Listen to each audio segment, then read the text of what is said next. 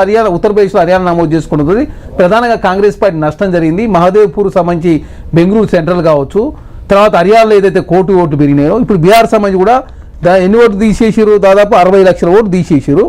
దాదాపు 12 లక్షల ఓట్లు పెరిగిన, దాదాపు 52,21 లక్షల ఓట్లేమో కొత్తగా నమోదు చేసారు.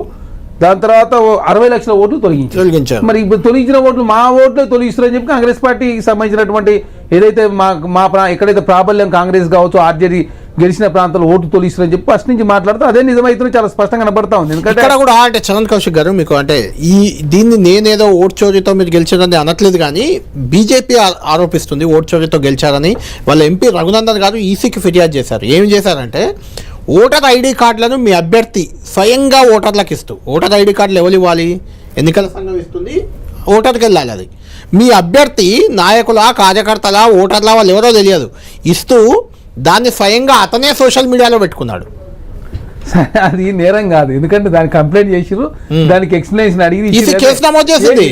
అదే కేసు నమోదైంది, నేరం కాదంటే ఓటర్ కార్డులు, పోలింగ్ స్లిప్లు వేరు, ఓటర్ కార్డులు వేరు. నెట్ల ఓట్లు వస్తున్నాయి. ఓటర్ కార్డులు మీరెలా ఇస్తారండి?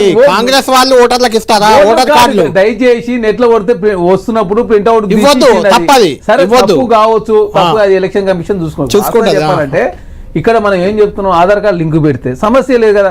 ఈ ఆధార్ కార్డు లింకు లేకపోవడంతో ఒక ఉదయ్ కుమార్ అనే వ్యక్తి కర్ణాటక సెంట్రల్ లో అభ్యర్థి తమ్మునికి 2 ఓట్లు ఉన్నాయని కదా, అదే చెప్తున్నా. మాకంటే సునీతకు 2 ఓట్లు ఉన్నాయని కదా. ఎన్నికల సంఘం ఏం చేస్తున్నారు? ఇప్పుడు ఉదయ్ కుమార్ అనే ఒక వ్యక్తి సర్నేమ్ సేమ్ అక్కడ ఒకసారి చూడండి, మీ సంబరాలు ఒకసారి చూడండి. మీరు వి హనుమంతరావు గారు చాలా సీనియర్ కాంగ్రెస్ నాయకుడు, ఆయన డ్యాన్స్ చెప్పులు వేస్తున్నాడు గాంధీ భవన్ లో.